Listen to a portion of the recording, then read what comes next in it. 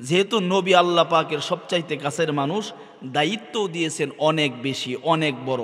সেটি হলো, আপনারা জানেন পৃথিবীতে 1,24,000 অথবা 2,24,000 নবী পৃথিবীতে আগমন করেছেন। সমস্ত নবীর শুধুমাত্র কেবলমাত্র একটা দায়িত্ব দিয়ে পাঠিয়েছেন, সেটা হলো কুলু লা ইলাহা ইল্লাল্লাহ। হে নবী, আপনাকে দুনিয়াতে প্রেরণ করলাম, আপনাকে দায়িত্ব দিলাম পৃথিবীর আনাচে কানাচে আপনি ঈমান নামক নিয়ামত, ইসলাম নামক নিয়ামত পৌঁছিয়ে দিন। সুবহানাল্লাহ বলেন।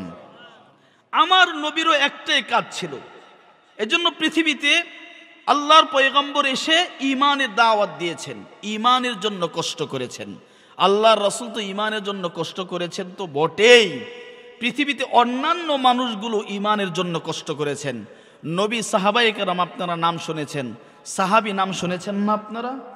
সাহাবী বলা হয় যারা নবীকে স্বচক্ষে দেখেছেন এবং নবীর উপর ঈমান এনেছেন। খুব ভালো করে বুঝবেন, তাদেরকে বলা হয় সাহাবী। নবীকে যারা দেখেছেন এবং নবীর কাছে যারা ঈমান এনেছেন তাদেরকে বলা হয় সাহাবী।